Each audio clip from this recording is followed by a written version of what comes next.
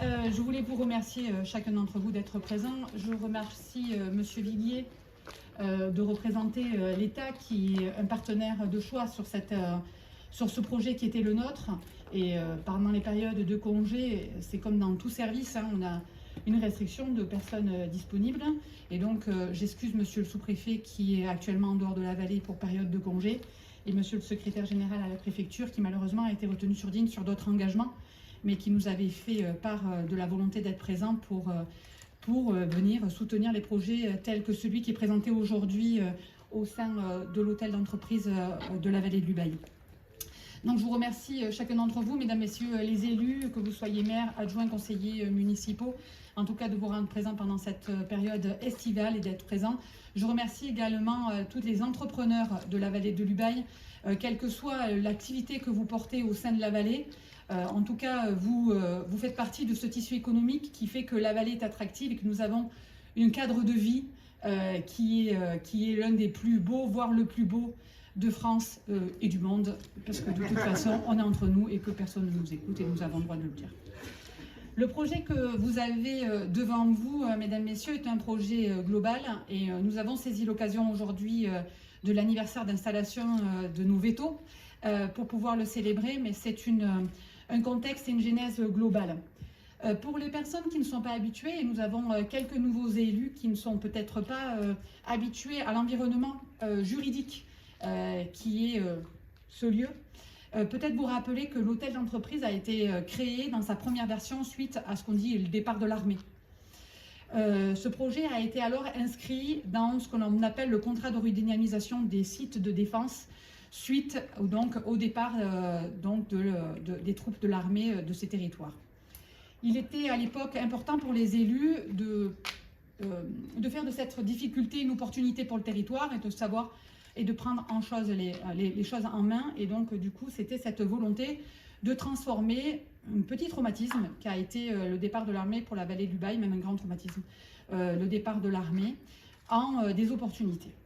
Ce site appartient à la mairie de Barcelonnette dans sa globalité, contrairement au site de Josier qui est de propriété intercommunale. Ce site est de propriété communale et appartient à la mairie de Barcelonnette. Et nous avons avec la mairie un bail amphithéotique, donc un bail au long cours avec la commune de Barcelonnette sur le site de l'hôtel entreprise pour porter cet objectif. Cet objectif, il est clair, il est d'accompagner la création et le développement d'activités économiques dans la vallée de l'Ubaye. C'est réellement d'être là auprès des jeunes entrepreneurs pour leur permettre, lorsqu'ils sont nouvellement installés, de profiter de lieux concurrentiels économiquement, financièrement intéressants, mais également de faire partie d'un groupe, de ne pas se sentir isolé. Vous savez qu'un jeune chef d'entreprise, lorsqu'il se lance et qu'il est seul, il a la sensation parfois d'être trop isolé. Parmi les freins que les entrepreneurs remontent souvent, et sur tout le territoire français, c'est parfois de ne pas pouvoir échanger. Ça me donne l'occasion aujourd'hui de remercier des structures qui permettent de mettre en lien les entrepreneurs entre eux. C'est le cas du Rotary aussi, qui permet de pouvoir mettre en lien les entrepreneurs entre eux et de pouvoir discuter autour de thématiques et de pouvoir faire du lien. Donc c'est important pour nous que le tissu associatif permette aussi de créer du lien, mais nous, dans le cas d'une pépinière d'entreprise, d'un hôtel d'entreprise, ça nous permet en fait de pouvoir répondre également à ce problème d'isolement parfois que l'on ressent. C'est le cas aussi des professionnels paramédicaux qui peuvent, autour d'un lieu où ils sont regroupés, pouvoir échanger sur des bonnes pratiques ou en tout cas accompagner les Valléens dans des accès à des soins. En 2022, on a entamé un travail important au sein de ces bâtiments.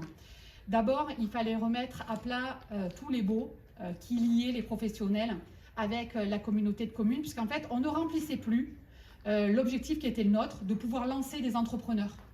On avait des baux disparates, nous n'avons pas d'unité de professionnels qui pouvaient travailler ensemble. On pouvait avoir des personnes qui ressentaient à nouveau l'isolement parce qu'en fait, ils utilisaient un bureau sans avoir de lien professionnel autour d'eux. Et puis surtout, c'était très peu lisible pour les Ubayens qui ne savaient plus ce qu'ils y trouvaient sur ces lieux-là. En fait, c'était devenu plus en adéquation avec l'objectif qui était premier. Une fois que nous avons décidé de pouvoir mettre ces baux à plat, il fallait surtout avoir des professionnels qui acceptaient de pouvoir jouer le jeu de la transition. Et ça fait 2 ans que certains d'entre eux jouent à changer de local selon les besoins de la restructuration. Et c'est pour moi aussi l'occasion de les remercier parce qu'ils ont été patients le temps qu'on arrive à structurer une offre, on va dire, plus finalisée aujourd'hui et qui permet de répondre à ce besoin de réorganisation. Nous avons donc créé 3 pôles pour que ce soit clair pour les personnes qui viendraient utiliser ces lieux. Nous avons le carré Pro qui a vu la naissance d'un conglomérat d'activités industrielles et techniques. Nous avons un carré soins et bien-être qui vient donc créer activités médicales, paramédicales et services à la personne en complément de la maison de santé.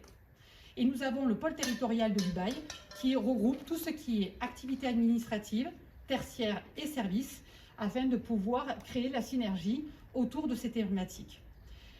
En termes de chiffres, ce qu'il faut retenir, c'est que nous avons ici créé un véritable écosystème économique qui est composé de 2 bâtiments, qui en direct permet de porter 44 emplois, c'est 28 bureaux à destination, une salle de réunion qui est réservable à demande, et au total, c'est donc 1600 m² à destination de l'activité économique cubaïenne. Pour les besoins de compréhension, lorsqu'on parle de carré soins, dedans, c'est le cabinet vétérinaire, les infirmiers, les kinés, les ostéos, diététiciennes nouvellement installées, médecine chinoise, psychopraticienne, massage naturopathe, qui constitue ce carré soins et bien-être. Pour tout ce qui est relatif aux entreprises et artisanats, nous avons donc des électriciens, de la signalétique, de la ninogravure, des bureaux d'études, des géomètres qui sont présents au sein de ce carré pro. Pour ce qui est de tout ce qui est relatif au pôle territorial, 4 structures sont regroupées pour porter la thématique avec 10 bureaux disponibles, 22 emplois. C'est 248 m² qui sont organisés autour du bail tourisme et de l'attractivité de la communauté de communes pour porter cette thématique. Je vais également faire un focus particulier parce que dans ce bâtiment, nous avons également la chance de pouvoir accueillir une association extrêmement importante pour le territoire qui est les Restos du Cœur. C'est 140 m² qui est à destination de cette association et à travers elle, peut-être l'occasion pour moi de remercier toutes les associations qui travaillent autour du soutien fait aux personnes en fragilité. Et donc c'est un véritable honneur pour moi de pouvoir les accueillir dans ces 140 m². Donc vous l'avez compris, le bilan global est bon. Cela permet à la communauté de communes de porter sa compétence pleine et entière de soutien à l'économie et au développement économique de la vallée du Bail avec une pépinière d'entreprise totalement rénovée. Le montant de l'investissement global a été de 150 800 € pour pouvoir restaurer, rénover et réorganiser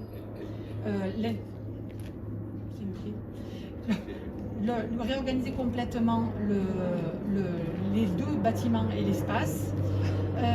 L'État est venu en soutien à hauteur de 60% de ce projet avec un financement de 90 480 €. Et donc la communauté de communes y a octroyé sur son budget 60 320 €. Je fais un appel aux entrepreneurs avant de passer à ce qui nous occupe plus particulièrement aujourd'hui. Il y a quelques bureaux qui restent disponibles. Donc vous pouvez, lorsque vous êtes entrepreneur, contacter la communauté de communes et venir voir si votre projet peut rentrer en adéquation avec notre règlement intérieur afin qu'on vous accompagne dans le lancement de votre activité. Ça serait plus que volontiers et donc les portes de la communauté de communes vous sont intégralement ouvertes pour pouvoir vous accompagner dans cette thématique. Et maintenant, je vais passer à un point un petit peu particulier, un petit focus pour les personnes qui nous accueillent aujourd'hui. Nous avons la chance aujourd'hui de fêter les 1 an de l'ouverture du cabinet vétérinaire au sein des locaux ici du carré soins et bien-être. Le dernier cabinet vétérinaire avait fermé en 2023 dans la vallée du Bail et nous avons donc immédiatement lancé un appel à manifestation d'intérêt pour pouvoir retenir une candidature d'un vétérinaire qui répondrait aux besoins du territoire. Je remercie les docteurs Samuel Roux et Lise Chenet d'avoir répondu à cet appel à candidature et à la qualité de la réponse et à la transparence de la réponse que vous nous aviez apportée à l'époque. Et surtout, ce sont des personnes qui tiennent des engagements. Ils s'étaient engagés à une montée en puissance, ils s'étaient engagés à travailler en lien avec chaque Ubaïen et quels que soient ses besoins, et ils l'ont fait. Ce sont des personnes de parole et je souhaitais quand même également les remercier pour cela. Je suis très mal à propos pour dire si vous êtes de très bons professionnels, je ne suis pas vétérinaire. En tout cas, les retours que l'on a, ils sont extrêmement bons. Mais moi, ce que je peux vous dire, c'est que lorsqu'on travaille avec une collectivité, on a besoin de personnes de parole qui tiennent les engagements, et ce sont des personnes qui ont tenu leur parole et leur engagement. Lorsque nous avons fait l'appel à manifestation d'intérêt, nous avions demandé à ce qu'ils soient à la fois des vétérinaires de ville et qu'ils s'occupent de nos bêtes à poil, également les NAC, mais également surtout qu'ils puissent porter la rurale et qu'ils puissent être en relation directe avec nos agriculteurs afin que ces derniers se sentent moins isolés lorsqu'ils avaient besoin d'affaire accéder aux soins leurs troupeaux. Donc c'est le cas notamment des besoins de vaccination ou des besoins d'intervention sur place. Et c'est ce qui a beaucoup décidé également le choix d'implantation puisqu'on avait besoin de proximité. Donc nous avons travaillé à la réhabilitation de ce local. C'est un exemple concret de ce que peut faire la collectivité lorsque l'on se met en mode projet, agile. On va vite, on est efficace. C'est le cap ou pas cap. Cap d'installer un cabinet vétérinaire en moins de 6 mois. Défi relevé, travail effectué. Ce n'est possible qu'avec la présence des équipes de la communauté de communes. Ces équipes de la communauté de communes ont fait preuve d'agilité, que ce soit depuis le montage des dossiers financiers, que ce soit sur le pilotage des travaux, et c'est pour moi encore l'occasion de les remercier pour la qualité du travail qui est effectué. Ce mode projet, c'est un mode qui m'est cher. Aujourd'hui, pourquoi nous sommes là? Parce que nous célébrons, les uns après les autres, la réalisation des 100 jours que nous avons passés au sein de la nouvelle mandature. Je leur ai demandé de s'engager sur que pouvons-nous faire, qu'est-ce qui peut changer la vie des Ubaïens en 100 jours. Et chacun d'entre eux a répondu présent sur « voilà ce que je peux faire en 100 jours, on se met en mode projet, on fait efficace ». Évidemment, les dossiers structurants sont traités, ils sont plus ou long cours, c'est plus complexe, ça nécessite plus de temps, il y a beaucoup plus de difficultés administratives à venir combler. Mais par contre, là, merci beaucoup parce que vous avez répondu présent à la commande politique qui était « nous devons implanter en moins de 6 mois un cabinet vétérinaire ». Donc ça, vraiment, je tenais également à le préciser. Je ne serai pas beaucoup plus longue, peut-être pour terminer en remerciant les élus qui sont présents et qui m'accompagnent. Monsieur le vice-président, sur la thématique du développement économique, vous savez que c'est l'axe majeur que nous avons choisi de développer sur le projet de territoire en cours d'élaboration pour la communauté de communes. Donc vous avez énormément de pression là-dessus. Et en binôme avec sa directrice qui aujourd'hui assure le pilotage du pôle. Merci beaucoup pour votre présence et encore, maintenant on va visiter je pense. Est-ce que mesdames et messieurs les vétérinaires, vous avez envie de prendre la parole, peut-être pour que les personnes qui soient là soient les ambassadeurs de la montée en puissance de votre outil de travail? Où est-ce que vous êtes Allez, le E est une indication. Le E était trop résistant, mais voilà.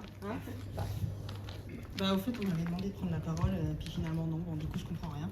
Ah, mais ça c'est le protocole, après c'est le président. Je vais être rapide parce qu'en fait il fait super chaud. Oui. Merci à tous d'être présents. Nous, c'est vrai que c'est un projet qui nous tenait à cœur avec Samuel. On est associés depuis 2017. On a répondu à l'offre à Célonais, l'offre de Barcelone. Ça fait 1 an que nos équipes nous suivent dans cette galère, parce que c'est un peu galère de jongler sur 3 cabinets. Donc je les remercie vraiment de nous avoir suivis dans tout ça. Et actuellement, on est une super équipe très organisée qui jongle sur 3 sites avec des super vétos. Notre but à nous, c'est de former les jeunes générations, de les implanter dans les zones rurales. Et c'est ce qu'on fait actuellement, je crois. Voilà. Donc on est assez content de tout ça parce que vraiment, vous pouvez compter sur nos équipes si vous avez besoin. Et c'est vrai que nous, on est assez aussi fiers des projets qu'on mène parce que l'idée, c'est de ramener la proximité au fait du service, de maintenir le maillage sanitaire auprès des éleveurs. Merci aux éleveurs qui sont là d'ailleurs. parce que en fait, notre objectif principal à nous avec Samuel, c'était de maintenir le maillage sanitaire auprès des éleveurs pour que l'élevage puisse subsister, parce qu'on en a besoin, et parce que notre système d'élevage ici en montagne, il est super bien, et je pense qu'il va survivre à tout ce qui nous attend dans le passé, puisque il est plutôt éco-responsable, quoi. Voilà. Donc ça, c'est important pour nous. Merci aussi à Audace, qui est un acteur principal vraiment de notre activité, et qui permet à tous nos jeunes de se former aussi. Donc c'est hyper important, et puis merci à tous les Oubayens qui nous ont fait confiance pour nous amener leurs animaux. Merci à la commune de nous avoir installés, de nous avoir proposé un super local, d'avoir fait les travaux très vite. Voilà, nous on est contents d'être là. C'est effectivement un défi qui a été difficile à relever, mais qui maintenant se passe très bien. On est à 5 jours d'ouverture par semaine. On est présent le samedi et les dimanches sur les autres sites pour les urgences. On est présent nuit et jour. Et voilà, qu'est-ce qu'on peut rajouter de plus? Qu'est-ce que tu veux dire de plus? C'est parfait. Non, mais enfin voilà, c'est un super projet. Maintenant, il faut que ça continue, il faut que les gens continuent de nous suivre. Pour nos équipes aussi, parce que honnêtement, elles se sont vachement investies, nos équipes. Elles se sont formées, elles sont présentes tout le temps, elles font leur métier avec passion, et elles nous suivent dans tous nos projets. Donc pour ça, je les remercie beaucoup, et il faut continuer effectivement à leur faire confiance, quoi.